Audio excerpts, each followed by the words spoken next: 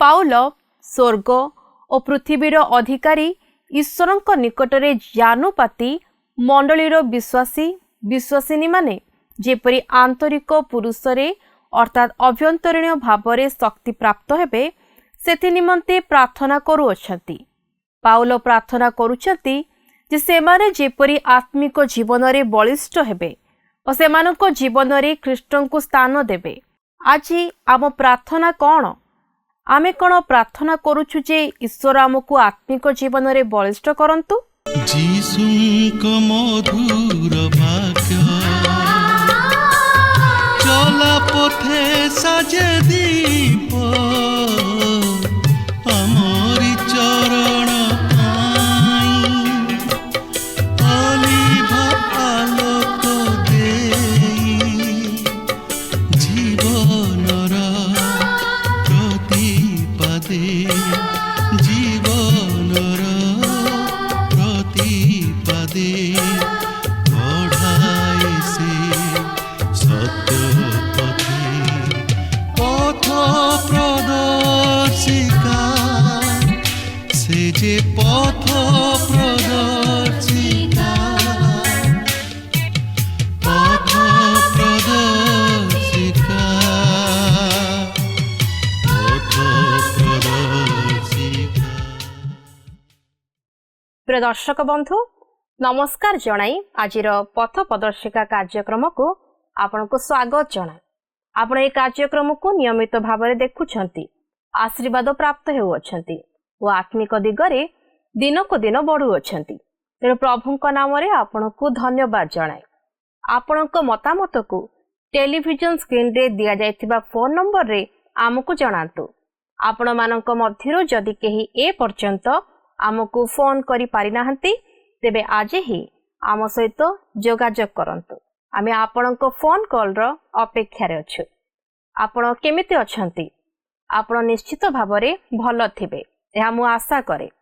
आमे आपणक निमंते निरंतर प्रार्थना करू अछु। यदि आपणकर किछि व्यक्तिगत किंबा पारिवारिक प्रार्थना अनुरोध अछि तेबे आमको जणांतु। ईश्वर आपणक प्रार्थनार उत्तर निश्चित भावरे देबे। आज एही कार्यक्रम द्वारा आपणक सहित साक्षात करबा निमंते आउ थरे सुजोग पाइथिबारु प्रभु को धन्यवाद दे।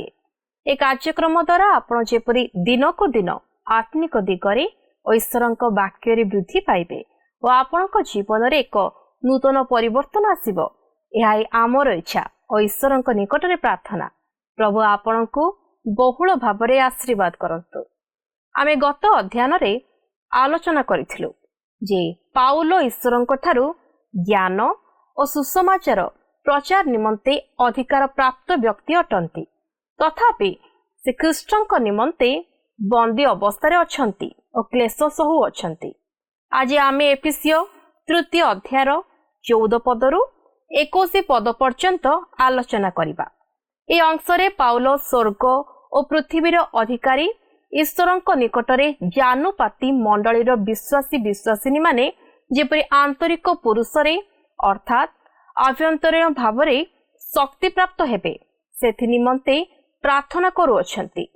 पाउल प्रार्थना करूअछंती जे सेमाने जेपरि आत्मिक जीवन रे बलिष्ठ हेबे और सेमानक जीवन रे ख्रीष्टन को स्थान देबे। आज आम प्रार्थना कौन? आमे कौन प्रार्थना करूछु जे ईश्वर आमको आत्मिक जीवन रे बलिष्ठ करंतु। आम आत्मिक जीवन बलिष्ठ हेउ। ए अध्याय को आगो को नेबा पूर्वरु आसंतु एक भक्तिमूलक गीत सुनिबा।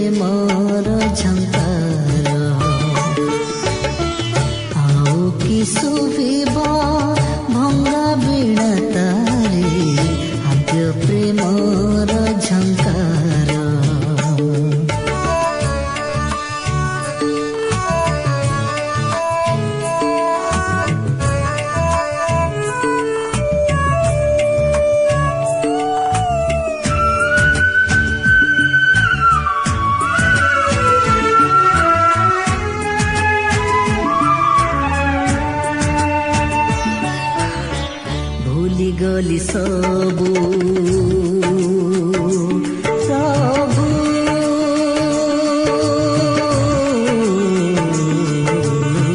ଭୁଲିଗଲି ସବୁ ପୁରୁଣା ସ୍ମୃତିକୁ ପ୍ରାର୍ଥନାରେ ଥିଲେ କହି ଯେତେ ଦୁଃଖ ଝଡ଼ ଆସିଲେ ଯୀଶୁ ହେ ସବୁକୁ ଦେବି ଏଡ଼ାଇ ତୁମେ ମୋ ଶରଣ ଗୋଲାପ ସୁରଭି ତୁମେ ମୋ ଶରଣ ଗୋଲାପ ସୁରଭି ଅଟ ଆସି ସରବା ଆଉ କି ଝରିବ ମୋ ଆଖି ପତାରେ ଆଉ କି ଝରିବ ମୋ ଆଖି ପତାରେ ଅନୁତାପ ରସନୀର ଆଦ୍ୟ ପ୍ରେମର ଝଙ୍କାର ଆଉ କି ଶୁଭିବ ଭଙ୍ଗା ବୀଣା ତାରେ ଆଦ୍ୟ ପ୍ରେମର ଝଙ୍କାର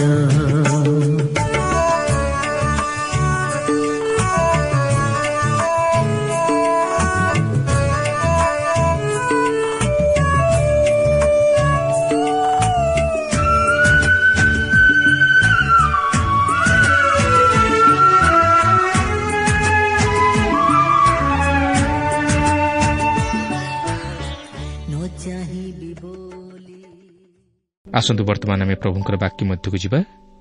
ଆଜି ଆମେ ଏଫେସୀୟ 3 ପର୍ବର 14 ପଦରୁ 21 ପଦ ପର୍ଯ୍ୟନ୍ତ ଅଧ୍ୟୟନ କରି ସେହି ଆଲୋଚନା ମଧ୍ୟରୁ ଆମମାନଙ୍କର ଆତ୍ମିକ ଜୀବନ ନିମନ୍ତେ କିଛି ଶିକ୍ଷା ଗ୍ରହଣ କରିବା। ତେବେ ଆସନ୍ତୁ ଆଜି ମଧ୍ୟ ଆମେ ତହିଁର କ୍ରମଶଃ ଅଧ୍ୟୟନ କରି ଆଲୋଚନା କରିବା ନିମନ୍ତେ ଯିବା। ଏଫେସୀୟ 3 ପର୍ବର 14 ଓ 15 ପଦରେ ଏହିପରି ଲେଖା ଅଛି, ଏ ନିମନ୍ତେ ଯେଉଁ ପିତାଙ୍କଠାରୁ ସ୍ୱର୍ଗ ଓ ପୃଥିବୀସ୍ଥ ପ୍ରତ୍ୟେକ ପିତୃକୁଳ ନାମପ୍ରାପ୍ତ ହୁଏ, ତାହାଙ୍କ କ୍ଷମରେ ମୁଁ ଜାନୁପାତି ପ୍ରାର୍ଥନା କରୁଅଛି। ଦେଖନ୍ତୁ ଲେଖା ଅଛି ଏଥି ନିମନ୍ତେ। ତାହେଲେ ସେହି କାରଣଟି କ'ଣ ଥିଲା? ସେହି କାରଣଟି ଥିଲା ଏଫେସୀୟ ମଣ୍ଡଳୀର ଖ୍ରୀଷ୍ଟ ବିଶ୍ୱାସୀମାନଙ୍କ ନିମନ୍ତେ ତାହାଙ୍କର ଗଭୀର ଉଦ୍ଯୋଗ। ସେ ଚାହିଁଥିଲେ ସେମାନେ ଯେପରି ଏହି ନୂତନ ବିଧାନର ମହାନ ସତ୍ୟତା ମଧ୍ୟରେ ପ୍ରବେଶ କରନ୍ତୁ, ଯେଉଁ ନୂତନ ବିଧାନ ମଧ୍ୟରେ ଆଜି ଆମେ ମଧ୍ୟ ବସବାସ କରୁଅଛୁ, ଯାହାକି ଅନୁଗ୍ରହର ଯୁଗ, ଓ ଖ୍ରୀଷ୍ଟଙ୍କଠାରେ ତାହାଙ୍କର ସମସ୍ତ ଅନୁଗ୍ରହ ରୂପକ ଧନକୁ ଉପଲବ୍ଧି କରନ୍ତୁ। ତାହିଁ ଥିଲା ପୃଷ୍ଠଭୂମି। ସେହି କାରଣରୁ ସେ ଏହି 3 ପର୍ବର ପ୍ରଥମ ପଦରୁ 14 ପଦ ମଧ୍ୟରେ ଏକ ନିଗୂଢ଼ ତତ୍ତ୍ୱକୁ ପ୍ରକାଶିତ କଲେ, ଯେପରି ସେମାନେ ତହିଁର ବାସ୍ତବତାକୁ ବୁଝି ତହିଁ ମଧ୍ୟ ଦେଇ ଈଶ୍ୱରଙ୍କର ମହତ୍ ସଂକଳ୍ପ ତଥା ଅଭିମତକୁ ସାଧନ କରିବାକୁ ପାରନ୍ତି। ଏଥିପୂର୍ବରୁ ଆମେ ଏହି ପତ୍ରରେ ପାଉଲଙ୍କର ପ୍ରାର୍ଥନାଶୀଳ ଜୀବନ ସମ୍ପର୍କରେ ଆଲୋଚନା କରିସାରିଛୁ, କିନ୍ତୁ ଏଠାରେ ଦ୍ୱିତୀୟ ଥର ପାଇଁ ଆମେ ପାଉଲଙ୍କର ପ୍ରାର୍ଥନାଶୀଳ ଜୀବନକୁ ଲକ୍ଷ୍ୟ କରିବାକୁ ପାରୁ। ଏହା ଏହି ପତ୍ରରେ ପାଉଲଙ୍କର ଦ୍ୱିତୀୟବାର ପ୍ରାର୍ଥନା, ଯେତେବେଳେ ସେ କହନ୍ତି ଯେ ମଣ୍ଡଳୀ ହେଉଛି ଈଶ୍ୱରଙ୍କର ରଚନା, ପବିତ୍ର ଆତ୍ମାଙ୍କର ମନ୍ଦିର ଓ ଏହି ଯୁଗର ନିଗୂଢ଼ ତତ୍ତ୍ୱ, ସେତେବେଳେ ସେ ପ୍ରାର୍ଥନାର ସହିତ ଈଶ୍ୱରଙ୍କର ନିକଟବର୍ତ୍ତୀ ହୁଅନ୍ତି, ଯେପରି ଏହି ସମସ୍ତ ମହାନ ସତ୍ୟତା ବିଶ୍ୱାସୀମାନଙ୍କ ଜୀବନରେ ବାସ୍ତବରେ ପ୍ରତିଫଳିତ ହୁଏ ବା ବାସ୍ତବତାରେ ପରିଣତ ହୁଏ। ଏହି ଅଂଶରେ ଆମେ ପାଉଲଙ୍କ ପ୍ରାର୍ଥନାରେ ଆଉ ଏକ ବୈଶିଷ୍ଟ୍ୟତା ଲକ୍ଷ୍ୟ କରିବାକୁ ପାରୁ। ଏହି ପ୍ରାର୍ଥନା ତାହାଙ୍କର ଭଙ୍ଗୀକୁ ପ୍ରକାଶ କରେ। ଲେଖା ଅଛି, ତାହାଙ୍କ ଛାମୁରେ ମୁଁ ଜାନୁପାତି ପ୍ରାର୍ଥନା କରୁଅଛି। ଅର୍ଥାତ୍ ପାଉଲ ଆଣ୍ଠୋଇ ପ୍ରାର୍ଥନା କରୁଅଛନ୍ତି। ଆଜି ଆମେ ନିଜର ବ୍ୟକ୍ତିଗତ ପ୍ରାର୍ଥନାରେ ନିଜର ଆଣ୍ଠୁ ଭାଙ୍ଗି ଆମମାନଙ୍କ ପ୍ରଭୁ ଯୀଶୁଖ୍ରୀଷ୍ଟଙ୍କ ପିତା ଈଶ୍ୱରଙ୍କ ନିକଟରେ ପ୍ରାର୍ଥନା କରିବା ଉଚିତ ଓ ଆପଣ ଆତ୍ମାଙ୍କର ଚାଳନା ପାଆନ୍ତି। ଏହାଦ୍ୱାରା ପ୍ରଭୁଙ୍କ ନିକଟରେ ଆମେ ନିଜକୁ ନମ୍ର କରୁ ଓ ପ୍ରଭୁଙ୍କୁ ଗୌରବ ଦେଉ। ମାତ୍ର ଏଥିସହିତ ଆମମାନଙ୍କ ହୃଦୟରେ ବାସ୍ତବ ନମ୍ରତାର ଭାବ ରହିବା ଆବଶ୍ୟକ। ଏହାଦ୍ୱାରା ପ୍ରଭୁଙ୍କ ନିକଟରେ ଆମମାନଙ୍କର ଆଣ୍ଠୁ ଆପେ ଆପେ ନଇଁଯାଏ। ପ୍ରଭୁଙ୍କ ନିକଟରେ ଆମମାନଙ୍କ ପ୍ରାର୍ଥନାର ଭଙ୍ଗୀ ବିଶେଷ ଗୁରୁତ୍ୱପୂର୍ଣ୍ଣ ନୁହେଁ, ମାତ୍ର ହୃଦୟର ଭାବ ଓ ଏକାଗ୍ରତା ତଥା ଆନ୍ତରିକତା ଗୁରୁତ୍ୱପୂର୍ଣ୍ଣ। ଏଠାରେ ଆଉ ଏକ ଗୁରୁତ୍ୱପୂର୍ଣ୍ଣ ବିଷୟ ଲକ୍ଷ୍ୟ କରିବାକୁ ପାରିବେ ଯେ ପାଉଲ ଆମ୍ଭମାନଙ୍କ ପ୍ରଭୁ ଯୀଶୁଖ୍ରୀଷ୍ଟଙ୍କ ନାମରେ ପିତା ଈଶ୍ୱରଙ୍କ ନିକଟରେ ପ୍ରାର୍ଥନା କରନ୍ତି। ଯଦିଓ ଓଡ଼ିଆ ତର୍ଜମାରେ ଏହା ସ୍ପଷ୍ଟ ଭାବେ ଉଲ୍ଲେଖ ହୋଇନାହିଁ, ମାତ୍ର ଇଂରାଜୀ ତର୍ଜମାରେ ଏହା ସ୍ପଷ୍ଟ ଭାବେ ଉଲ୍ଲେଖ ହୋଇଅଛି। ଏହା ବ୍ୟତୀତ ଆପଣ ଯଦି ଏହି ପତ୍ରର ପ୍ରଥମ ପର୍ବର 17 ପଦଟିକୁ ଲକ୍ଷ୍ୟ କରିବେ, ତାହେଲେ ସେଠାରେ ସେ ଏହିପରି ପ୍ରାର୍ଥନା କରନ୍ତି, ଆମ୍ଭମାନଙ୍କର ପ୍ରଭୁ ଯୀଶୁଖ୍ରୀଷ୍ଟଙ୍କର ଈଶ୍ୱର। ଏହା ହେଉଛି ପ୍ରକୃତ ଧାରା। ଯୋହନ 16 ପର୍ବର 23 ପଦରେ ପ୍ରଭୁ ଯୀଶୁ ଏହି ପ୍ରାର୍ଥନା ବିଷୟ ନେଇ ଏହିପରି କହନ୍ତି, ସେଦିନ ତୁମେମାନେ ମୋତେ କିଛି ପଚାରିବ ନାହିଁ। ସତ୍ୟ ସତ୍ୟ ମୁଁ ତୁମମାନଙ୍କୁ କହୁଅଛି, ଯଦି ତୁମେମାନେ ପିତାଙ୍କୁ କିଛି ମାଗିବ, ତେବେ ମୋ ନାମରେ ସେ ତୁମମାନଙ୍କୁ ତାହା ଦେବେ। ଅନ୍ୟ ଅର୍ଥରେ କହିବାକୁ ଗଲେ ପ୍ରଭୁ ଯୀଶୁଖ୍ରୀଷ୍ଟ ଆମ୍ଭମାନଙ୍କ ତରଫରୁ ପିତା ଈଶ୍ୱରଙ୍କ ନିକଟରେ ନିବେଦନ କରନ୍ତି ଓ ସେ ତାହା ଖ୍ରୀଷ୍ଟଙ୍କ ନାମରେ ଆମ୍ଭମାନଙ୍କୁ ପ୍ରଦାନ କରନ୍ତି। ତେଣୁକରି ସେ କହନ୍ତି, ତୁମେମାନେ ମୋ ନାମରେ ପିତା ଈଶ୍ୱରଙ୍କୁ ସିଧାସଳଖ ତାହା ମାଗ। ତେଣୁକରି ଯୀଶୁଙ୍କ ନାମରେ ପିତାଙ୍କ ନିକଟରେ ପ୍ରାର୍ଥନା କରିବା ଅର୍ଥ ଆମେ ପ୍ରାର୍ଥନାର ସହିତ ପିତା ଈଶ୍ୱରଙ୍କର ନିକଟବର୍ତ୍ତୀ ହେଉ, ଯାହାକି ପ୍ରଭୁ ଯୀଶୁ ଆପଣଙ୍କ ତରଫରୁ ଓ ମୋ ତରଫରୁ ପିତା ଈଶ୍ୱରଙ୍କ ନିକଟରେ ତାହା ଉତ୍ଥାପନ କରନ୍ତି ଓ ନିବେଦନ କରନ୍ତି। ଏଠାରେ ମଧ୍ୟ ଆମେ ଲକ୍ଷ୍ୟ କରିବାକୁ ପାରୁ ଯେ ପ୍ରେରିତ ପାଉଲଙ୍କର ପ୍ରାର୍ଥନା ଅତି ସଂକ୍ଷିପ୍ତ। ଏହି ଏଫିସୀୟ ପତ୍ରରେ ଓ ଫିଲିପିୟ ପତ୍ରରେ ମଧ୍ୟ ଦେଖୁ ଯେ ତାହାଙ୍କର ପ୍ରାର୍ଥନା ଅତି ସଂକ୍ଷିପ୍ତ। ପ୍ରଭୁ ଯୀଶୁ ମଧ୍ୟ ଏହି ପ୍ରାର୍ଥନା କରିବା ନେଇ କହନ୍ତି ଯେ ଆମେ ଯେପରି ପ୍ରାର୍ଥନାରେ ବୃଥା ପୁନରୁକ୍ତି ନ କରୁ। ପିତରଙ୍କର ପ୍ରାର୍ଥନା ମଧ୍ୟ ଅତି ସଂକ୍ଷିପ୍ତ ଥିଲା। ତାଙ୍କର ପ୍ରାର୍ଥନା ଥିଲା, ପ୍ରଭୁ ମୋତେ ରକ୍ଷା କର, ଯାହାକି ମାଥ୍ୟୁ 14 ପର୍ବର 30 ପଦରେ ଲେଖା ଅଛି। ଯେତେବେଳେ ସେ ସେହି ସମୁଦ୍ର ଉପରେ ଚାଲି ଚାଲି ଯୀଶୁଙ୍କ ନିକଟକୁ ଆସିବା ସମୟରେ ବୁଡ଼ିଯିବାକୁ ଲାଗିଲେ। ପ୍ରିୟ ବନ୍ଧୁ, ଅନେକ ସମୟରେ ଆମେ ଈଶ୍ୱରଙ୍କ ନିକଟରେ ବହୁତ ଲମ୍ବା ପ୍ରାର୍ଥନା କରିଥାଉ, ମାତ୍ର ଯାହା ପ୍ରାର୍ଥନା କରିବା ଆବଶ୍ୟକ ବା ଯେପରି ପ୍ରାର୍ଥନା କରିବା ଆବଶ୍ୟକ ତାହା ଆମେ କରିନଥାଉ ବା ସେହିପରି ପ୍ରାର୍ଥନା କରିନଥାଉ। କିନ୍ତୁ ଆମର ପ୍ରାର୍ଥନା ସଂକ୍ଷିପ୍ତ ତଥା ଯଥାର୍ଥ ପ୍ରାର୍ଥନା ହେବା ଆବଶ୍ୟକ। ଏତଦ୍ବ୍ୟତୀତ ଆମେ ଜାଣି ରଖିବା ଉଚିତ ଯେ ଈଶ୍ୱରଙ୍କର ଏକ ଚମତ୍କାର ପରିବାର ଅଛି। ସୃଷ୍ଟିର ଆରମ୍ଭରୁ ଏପର୍ଯ୍ୟନ୍ତ ଈଶ୍ୱର ତାହାଙ୍କର ଲୋକମାନଙ୍କୁ ଉଦ୍ଧାର କରି ଆସୁଅଛନ୍ତି। ତେଣୁକରି ଆମେ କେବଳ ନିଜର ପରିବାର ବା ମଣ୍ଡଳୀକୁ ପ୍ରାର୍ଥନାରେ ସ୍ମରଣ କଲେ ଯଥେଷ୍ଟ ନୁହେଁ, ମାତ୍ର ଆମମାନଙ୍କର ପ୍ରାର୍ଥନା ବ୍ୟାପକ ଆକାରରେ ହେବା ଉଚିତ। ଆମେମାନେ ସମସ୍ତ ବିଷୟକୁ ସ୍ମରଣ କରି ପ୍ରାର୍ଥନା କରିବା ଉଚିତ, ଯେହେତୁ ଈଶ୍ୱର ପ୍ରତ୍ୟେକଙ୍କ ବିଷୟରେ ମନୋଯୋଗୀ। 16 ପଦରୁ 21 ପଦ ମଧ୍ୟରେ ପ୍ରେରିତ ପାଉଲଙ୍କର ପ୍ରାର୍ଥନା କ'ଣ ଥିଲା ତାହା ଲକ୍ଷ୍ୟ କରିବାକୁ ଯିବା। ପ୍ରେରିତ ପାଉଲ କେବଳ ଜଣେ ପ୍ରେରିତ ବା ପ୍ରଚାରକ ନ ଥିଲେ, ମାତ୍ର ସେ ମଧ୍ୟ ଜଣେ ପ୍ରାର୍ଥନାଶୀଳ ବ୍ୟକ୍ତି ଥିଲେ। ସେ ମଣ୍ଡଳୀମାନଙ୍କ ନିମନ୍ତେ, ସାଧୁମାନଙ୍କ ନିମନ୍ତେ ପ୍ରାର୍ଥନା କରୁଥିଲେ। ସେ ଯେ କେବଳ ଶିକ୍ଷା ଦେଉଥିଲେ ତାହା ନୁହେଁ, ମାତ୍ର ସେମାନଙ୍କ ନିମନ୍ତେ ନିରନ୍ତର ପ୍ରାର୍ଥନା ମଧ୍ୟ କରୁଥିଲେ, ଯେପରି ସେମାନେ ବିଶ୍ୱାସରେ ସ୍ଥିର ରହି ସତ୍ୟରେ ଆଚରଣ କରନ୍ତି ଓ ଆତ୍ମିକ ଜୀବନରେ ବର୍ଦ୍ଧିଷ୍ଣୁ ହୁଅନ୍ତି। ବାସ୍ତବରେ ଖ୍ରୀଷ୍ଟ ବିଶ୍ୱାସୀ ନିମନ୍ତେ ପ୍ରାର୍ଥନା ହେଉଛି ଏକ ପ୍ରଧାନ ଶକ୍ତିଶାଳୀ ଅସ୍ତ୍ର। ପ୍ରାର୍ଥନା ତାହାକୁ ଶକ୍ତି ଯୋଗାଏ ଓ ସାହସ ଦିଏ। ସେହି ପ୍ରାର୍ଥନା ସାହାଯ୍ୟରେ ସେ ଅନେକଙ୍କୁ ମଧ୍ୟ ଉତ୍ସାହ ଦେଇପାରେ, ପ୍ରେରଣା ଯୋଗାଇପାରେ ଓ ଅନେକଙ୍କୁ ଖ୍ରୀଷ୍ଟଙ୍କ ନିମନ୍ତେ ଲାଭ କରିପାରେ। ବର୍ତ୍ତମାନ ଆମେ ପାଉଲଙ୍କର ପ୍ରାର୍ଥନା ପ୍ରତି ଟିକେ ଦୃଷ୍ଟି ଦେବା। ଏଫିସିୟ 3 ପର୍ବର 16 ପଦରୁ 19 ପଦ ମଧ୍ୟରେ ଏହିପରି ଲେଖା ଅଛି, ଯେପରି ସେ ଆପଣା ଗୌରବ ରୂପ ନିଧି ଅନୁସାରେ ଆପଣା ଆତ୍ମାଙ୍କ ଦ୍ୱାରା ତୁମମାନଙ୍କୁ ଆନ୍ତରିକ ପୁରୁଷରେ ଶକ୍ତି ପ୍ରାପ୍ତ ହୋଇ ବଳବାନ ହେବାକୁ ଦିଅନ୍ତି, ପୁଣି ବିଶ୍ୱାସ ଦ୍ୱାରା ଖ୍ରୀଷ୍ଟ ତୁମମାନଙ୍କ ହୃଦୟରେ ବାସ କରନ୍ତି, ଯେପରି ତୁମେମାନେ ପ୍ରେମରେ ବଦ୍ଧମୂଳ ଓ ଦୃଢ଼ ରୂପେ ସ୍ଥାପିତ ହୋଇ ବୋଧର ଅଗମ୍ୟ ଯେ ଖ୍ରୀଷ୍ଟଙ୍କ ପ୍ରେମ ତାହା ଜ୍ଞାତ ହୁଅ ଏବଂ ସମସ୍ତ ସାଧୁଙ୍କ ସହିତ ସେଥିର ଦୈର୍ଘ୍ୟ ଓ ପ୍ରସ୍ଥ, ଉଚ୍ଚତା ଓ ଗଭୀରତା ବୁଝିବାକୁ ଶକ୍ତିପ୍ରାପ୍ତ ହୁଅ, ଆଉ ଏହି ପ୍ରକାରେ ଈଶ୍ୱରଙ୍କ ସମସ୍ତ ପୂର୍ଣ୍ଣତାରେ ପରିପୂର୍ଣ୍ଣ ହୁଅ। ଏଠାରେ ପ୍ରେରିତ ପାଉଲ ଏଫିସିୟ ମଣ୍ଡଳୀର ଖ୍ରୀଷ୍ଟ ବିଶ୍ୱାସୀମାନଙ୍କ ତରଫରୁ 4ଟି ନିର୍ଦ୍ଦିଷ୍ଟ ଅନୁରୋଧ ଖ୍ରୀଷ୍ଟଙ୍କ ନାମରେ ପିତା ଈଶ୍ୱରଙ୍କ ନିକଟରେ ଉପସ୍ଥାପିତ କରାନ୍ତି। ପ୍ରଥମଟି ହେଉଛି ବିଶ୍ୱାସୀମାନେ ଯେପରି ତାହାଙ୍କ ଆତ୍ମାଙ୍କ ଦ୍ୱାରା ଆନ୍ତରିକ ପୁରୁଷରେ ଶକ୍ତିପ୍ରାପ୍ତ ହୋଇ ବଳବାନ ହୁଅନ୍ତି। ବାସ୍ତବରେ ବିଶ୍ୱାସୀର ଆନ୍ତରିକ ପୁରୁଷ ପ୍ରାର୍ଥନା ଆବଶ୍ୟକ କରେ, ଯେପରିକି ବାହ୍ୟ ପୁରୁଷ ଆବଶ୍ୟକ କରେ। କିନ୍ତୁ ଅନେକ ସମୟରେ ଆମେ ବିଶ୍ୱାସୀର ବାହ୍ୟ ପୁରୁଷ ଉପରେ ବିଶେଷ ଗୁରୁତ୍ୱ ଦେଇ ତାହାର ସୁସ୍ଥତା ନିମନ୍ତେ, ତାହାର ମଙ୍ଗଳ ନିମନ୍ତେ ଓ ତାହାର ସୁରକ୍ଷା ନିମନ୍ତେ ପ୍ରାର୍ଥନା କରିଥାଉ। କିନ୍ତୁ ତାହାର ଆନ୍ତରିକ ପୁରୁଷ ବା ତାହାର ଆତ୍ମିକ ଜୀବନର ଉନ୍ନତି ତଥା ସୁରକ୍ଷା ନିମନ୍ତେ ବିଶେଷ ଗୁରୁତ୍ୱ ଦେଇନଥାଉ। ମାତ୍ର ପାଉଲ ବିଶ୍ୱାସୀର ଆନ୍ତରିକ ପୁରୁଷ ନିମନ୍ତେ ପ୍ରାର୍ଥନା କରନ୍ତି, କାରଣ ସେ ଜାଣନ୍ତି ଯେ ବିଶ୍ୱାସୀର ବାହ୍ୟ ପୁରୁଷ ଦିନେ ବିନଷ୍ଟ ହୋଇଯିବ। ପ୍ରିୟ ବନ୍ଧୁ, ବାସ୍ତବ ଖ୍ରୀଷ୍ଟୀୟ ଜୀବନଯାପନ କରିବାକୁ ହେଲେ, ଅନୁଗ୍ରହରେ ବୃଦ୍ଧି ପାଇବାକୁ ହେଲେ ଓ ଆତ୍ମିକ ଜୀବନରେ ପରିପକ୍ୱତା ଲାଭ କରିବାକୁ ହେଲେ ଶକ୍ତି ଆବଶ୍ୟକ, କାରଣ ଏହା ପବିତ୍ର ଆତ୍ମାଙ୍କର କାର୍ଯ୍ୟ ଆଉ ଏଥି ନିମନ୍ତେ ପ୍ରାର୍ଥନା ନିତାନ୍ତ ଆବଶ୍ୟକ। ପ୍ରାର୍ଥନା ବିନା ଖ୍ରୀଷ୍ଟ ବିଶ୍ୱାସୀ ଶକ୍ତିହୀନ ତଥା ଦୁର୍ବଳ। ଦ୍ୱିତୀୟ ଅନୁରୋଧଟି ହେଉଛି, ବିଶ୍ୱାସ ଦ୍ୱାରା ଖ୍ରୀଷ୍ଟ ଯେପରି ଆପଣଙ୍କ ହୃଦୟରେ ବାସ କରନ୍ତି। ଏହା ହିଁ ହେଉଛି ଖ୍ରୀଷ୍ଟଙ୍କ ମନ ଧାରଣ କରିବା ଓ ଖ୍ରୀଷ୍ଟଙ୍କର ସ୍ୱଭାବ ଅନୁଯାୟୀ ଆଚରଣ କରିବା। ଯେତେବେଳେ ଆମେ ଖ୍ରୀଷ୍ଟଙ୍କୁ ବିଶ୍ୱାସର ସହିତ ଆମ ହୃଦୟରେ ଗ୍ରହଣ କରିବା, ସେତେବେଳେ ଆମମାନଙ୍କ ଜୀବନରେ ଖ୍ରୀଷ୍ଟଙ୍କର ମନ ତଥା ସ୍ୱଭାବ ପ୍ରତିଫଳିତ ହେବ।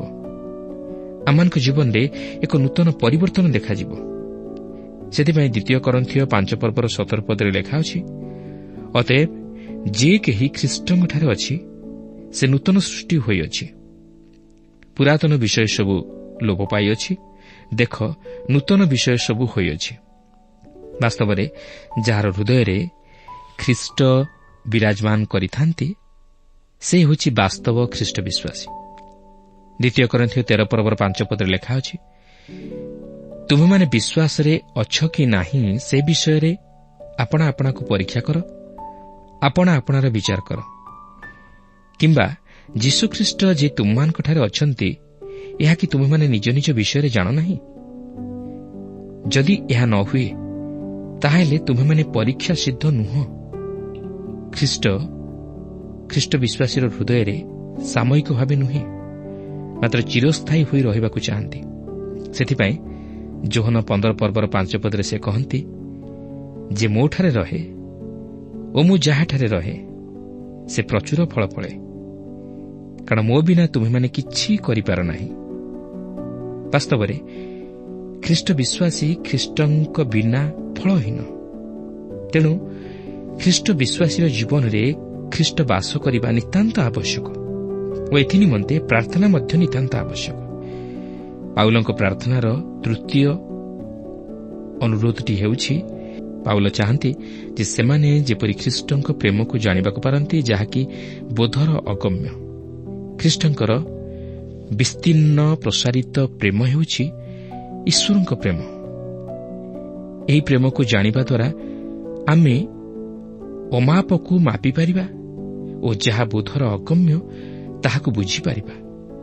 ଲେଖା ଅଛି, ସମସ୍ତ ସାଧୁଙ୍କ ସହିତ ସେହି ପ୍ରେମର ଦୈର୍ଘ୍ୟ ଓ ପ୍ରସ୍ଥ, ଉଚ୍ଚତା ଓ ଗଭୀରତା ବୁଝିବାକୁ ଶକ୍ତିପ୍ରାପ୍ତ ହୁଅ। ସେହି ପ୍ରେମର ପ୍ରସ୍ଥ କ'ଣ? ଖ୍ରୀଷ୍ଟଙ୍କର ସେହି ପ୍ରେମର ବାହୁ ଆଜି ସମଗ୍ର ଜଗତ ଉପରେ ବିସ୍ତାରିତ ହୋଇ ରହିଅଛି। ଯୋହନ 10:9 ଲେଖା ଅଛି, ମୁଁ ଦ୍ୱାର, ଯଦି କେହି ମୋ ଦେଇ ପ୍ରବେଶ କରେ, ତାହେଲେ ସେ ରକ୍ଷା ପାଇବ। ଯାହାକି ଆମେ ଯୋହନ 6:37 ମଧ୍ୟ ଲକ୍ଷ୍ୟ କରିବାକୁ ପାରୁ। ସେଠାରେ ଲେଖା ଅଛି, ପିତା ଯେ ସମସ୍ତଙ୍କୁ ମୋତେ ଦାନ କରନ୍ତି, ସେମାନେ ମୋ ନିକଟକୁ ଆସିବେ, ଆଉ ଯେ ମୋ ନିକଟକୁ ଆସେ, ତାହାକୁ ମୁଁ କୌଣସି ପ୍ରକାରେ ବାହାର କରିଦେବି ନାହିଁ। ଦୈର୍ଘ୍ୟ କ'ଣ? ଏହି ପ୍ରେମର ଦୈର୍ଘ୍ୟ ଜଗତର ପତନ ପୂର୍ବରୁ ସେହି ମେଷ ଶାବକଙ୍କର ହତ ହେବା ସହିତ ଆରମ୍ଭ ହୋଇ ସେହି ଅନନ୍ତକାଳୀନ ସମୟ ମଧ୍ୟକୁ ଗତି କରେ। ସେହି ପ୍ରେମର ଗଭୀରତା କ'ଣ? ଏହା ସେହି ଖ୍ରୀଷ୍ଟଙ୍କର କ୍ରୁଶୀୟ ମୃତ୍ୟୁକୁ ପ୍ରକାଶ କରେ। ଏହା ସେହି କ୍ରୁଶ ଉପରେ ଖ୍ରୀଷ୍ଟଙ୍କର ମୃତ୍ୟୁ ପର୍ଯ୍ୟନ୍ତ ଗତି କରେ। ଫିଲିପିଓ 2:8 ଲେଖା ଅଛି, ପୁଣି ମନୁଷ୍ୟ ଭାବରେ ଦେଖାଯାଇ ମୃତ୍ୟୁ ପର୍ଯ୍ୟନ୍ତ, ହଁ କୃଷ୍ୟ ମୃତ୍ୟୁ ପର୍ଯ୍ୟନ୍ତ ଆଜ୍ଞାବହ ହୋଇ ଆପଣାକୁ ଅବନତ କଲେ। ସେହି ପ୍ରେମର ଉଚ୍ଚତା କ'ଣ? ସେହି ଉଚ୍ଚତା ଈଶ୍ୱରଙ୍କ ସିଂହାସନ ପର୍ଯ୍ୟନ୍ତ ପହଞ୍ଚିଯାଏ। ଫିଲିପ 2:6 ଲେଖା ଅଛି, ସେ ଈଶ୍ୱର ରୂପୀ ହେଲେ ହେଁ ଈଶ୍ୱରଙ୍କ ସହିତ ସମାନ ହୋଇ ରହିବା ନିଜ ନିମନ୍ତେ ଧରି ରଖିବାର ବିଷୟ ମନେ କଲେ ନାହିଁ। ପ୍ରିୟ ବନ୍ଧୁ, କେବଳ ପବିତ୍ର ଆତ୍ମା ହିଁ ଜଣେ ଖ୍ରୀଷ୍ଟ ବିଶ୍ୱାସୀକୁ ଖ୍ରୀଷ୍ଟଙ୍କ ପ୍ରେମର ସେହି ବିସ୍ତୀର୍ଣ୍ଣ ଅନୁଭୂତି ମଧ୍ୟକୁ କଢ଼ାଇ ନେଇପାରିବେ। ତା ନହେଲେ ମନୁଷ୍ୟ ଖ୍ରୀଷ୍ଟଙ୍କ ପ୍ରେମର ବାସ୍ତବତାକୁ ବୁଝିବା ନିମନ୍ତେ ସମର୍ଥ ହୋଇପାରିବ ନାହିଁ। ଖ୍ରୀଷ୍ଟଙ୍କ ପ୍ରେମ ଯେ ତାହା ପ୍ରତି କେତେ ମହାନ, ତାହା ସେ ଅନୁଭବ କରିପାରିବ ନାହିଁ।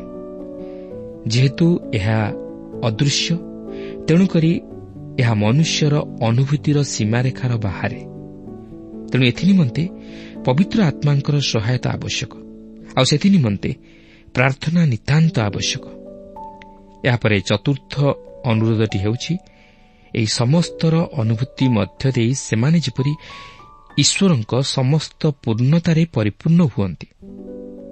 ଖ୍ରୀଷ୍ଟ ଈଶ୍ୱରଙ୍କ ସମସ୍ତ ପୂର୍ଣ୍ଣତାରେ ପରିପୂର୍ଣ୍ଣ ହୋଇଅଛନ୍ତି। ତେଣୁ ଆମେ ଯେତେବେଳେ ଖ୍ରୀଷ୍ଟଙ୍କ ପ୍ରେମର ଅନୁଭୂତି ଲାଭ କରିବା, ସେତେବେଳେ ଆମେ ଈଶ୍ୱରଙ୍କ ସମସ୍ତ ପୂର୍ଣ୍ଣତାରେ ପୂର୍ଣ୍ଣତା ପ୍ରାପ୍ତ ହୋଇପାରିବା। ପ୍ରିୟ ବନ୍ଧୁ, ଆଜି କ'ଣ ଖ୍ରୀଷ୍ଟଙ୍କୁ ଆମେ ପ୍ରେମ କରିପାରୁଛୁ କି? ଆସନ୍ତୁ ଏହାପରେ 3 ପର୍ବର 20 ଓ 21 ପଦ ଦୁଇଟିକୁ ଅଧ୍ୟୟନ କରିବା।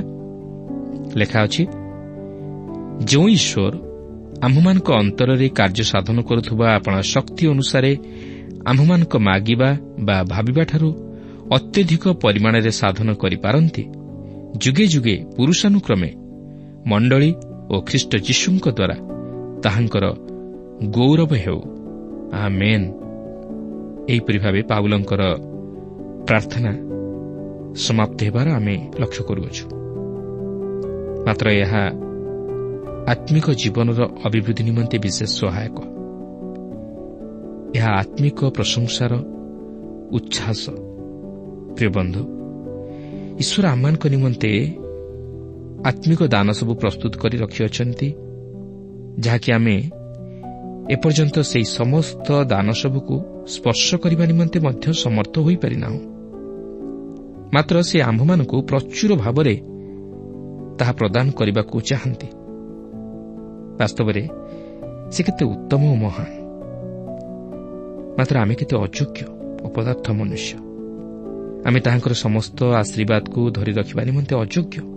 ତେଣୁ ଆସୁ ସେଥି ନିମନ୍ତେ ନିଜ ନିଜକୁ ପ୍ରସ୍ତୁତ କରିବା ନିମନ୍ତେ ଚେଷ୍ଟା କରୁ ଓ ଖ୍ରୀଷ୍ଟଙ୍କଠାରେ ବିଶ୍ୱାସ କରି ଓ ତାହାଙ୍କୁ ନିଜ ହୃଦୟରେ ସ୍ଥାନ ଦେଇ ଏକ ପ୍ରାର୍ଥନାଶୀଳ ଜୀବନ ଯାପନ କରୁ ଓ ପରସ୍ପରକୁ ପ୍ରାର୍ଥନାରେ ତୋଳି ଧରୁ ଓ ପରସ୍ପର ସହିତ ଖ୍ରୀଷ୍ଟୀୟ ପ୍ରେମରେ ମିଳିତ ହୋଇ ଓ ସଂଯୁକ୍ତ ହୋଇ ବାସ୍ତବ ଖ୍ରୀଷ୍ଟୀୟ ଜୀବନ ଯାପନ କରିବା ନିମନ୍ତେ ଚେଷ୍ଟା କରୁ। ପ୍ରିୟ ବନ୍ଧୁ, ପ୍ରଭୁ ଚାହାନ୍ତି ଯେପରି ଏହି ଦୁର୍ଦ୍ଦିନରେ ଆମମାନେ ପ୍ରାର୍ଥନାଶୀଳ ଜୀବନ ଅତିବାହିତ କରୁ। କେବଳ ନିଜ ନିମନ୍ତେ ନୁହେଁ ବା ନିଜର ପରିବାର ନିମନ୍ତେ ନୁହେଁ, ମାତ୍ର ନିଜର ମଣ୍ଡଳୀ ନିମନ୍ତେ, ପ୍ରତ୍ୟେକ ଖ୍ରୀଷ୍ଟ ବିଶ୍ୱାସୀ ବିଶ୍ୱାସିନୀମାନଙ୍କ ନିମନ୍ତେ, ଯେପରି ପ୍ରତ୍ୟେକ ଆତ୍ମିକ ଜୀବନରେ ବଳବାନ ହୁଅନ୍ତି, ପ୍ରତ୍ୟେକ ଖ୍ରୀଷ୍ଟଙ୍କୁ ଗୌରବାନ୍ୱିତ କରନ୍ତି, ପ୍ରତ୍ୟେକ ଖ୍ରୀଷ୍ଟଙ୍କର ନିକଟବର୍ତ୍ତୀ ହେବାକୁ ପାରନ୍ତି।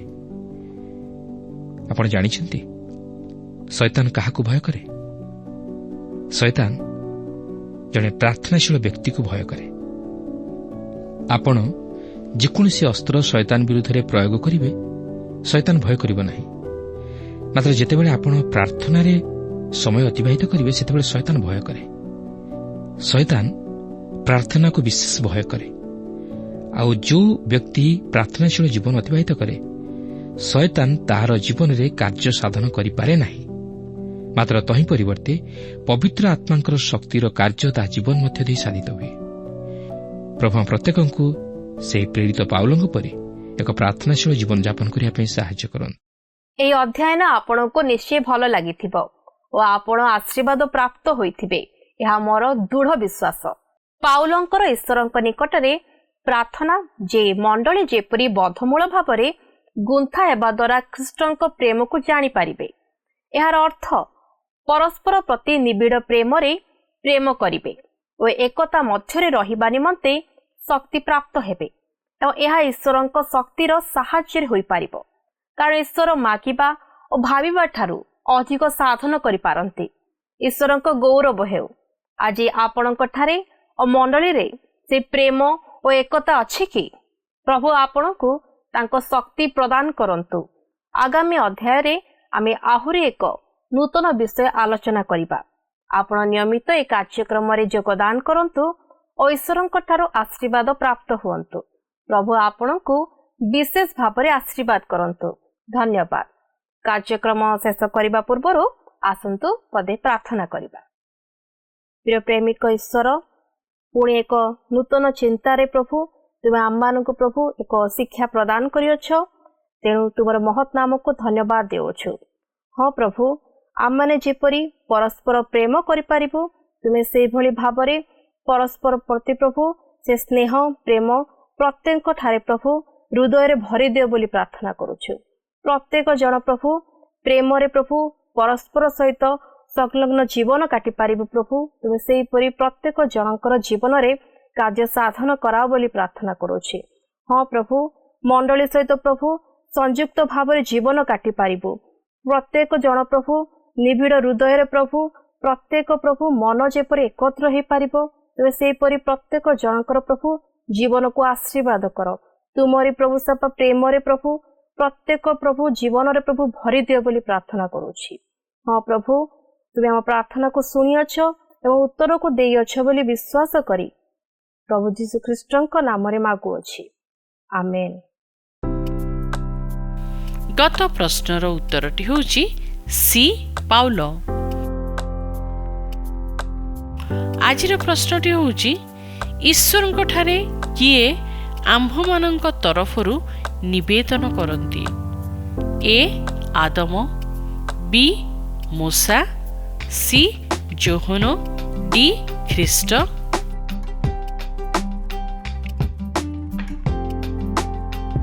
ଏହି ପ୍ରଶ୍ନର ଉତ୍ତର ଆସନ୍ତାକାଲି ସନ୍ଧ୍ୟା 6ଟା ମଧ୍ୟରେ option A, B, C, D ମଧ୍ୟରୁ ସଠିକ୍ ଉତ୍ତର ବାଛି ଆପଣଙ୍କ ନାମ ଓ ସମ୍ପୂର୍ଣ୍ଣ ଠିକଣା ସହିତ 9777221415 ଫୋନ୍ ନମ୍ବରରେ SMS କିମ୍ବା ହ୍ୱାଟ୍ସଆପ୍ ଦ୍ୱାରା ଜଣାଇବାକୁ ଅନୁରୋଧ।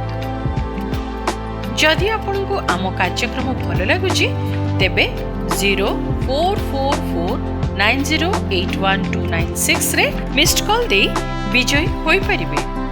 ଗତ ସପ୍ତାହର ବିଜୟ ଦର୍ଶକ ବନ୍ଧୁ ହେଲେ ଭୁବନେଶ୍ୱରରୁ ରଞ୍ଜିତ କୁମାର ମାଝୀ ଓ ପରିବାର।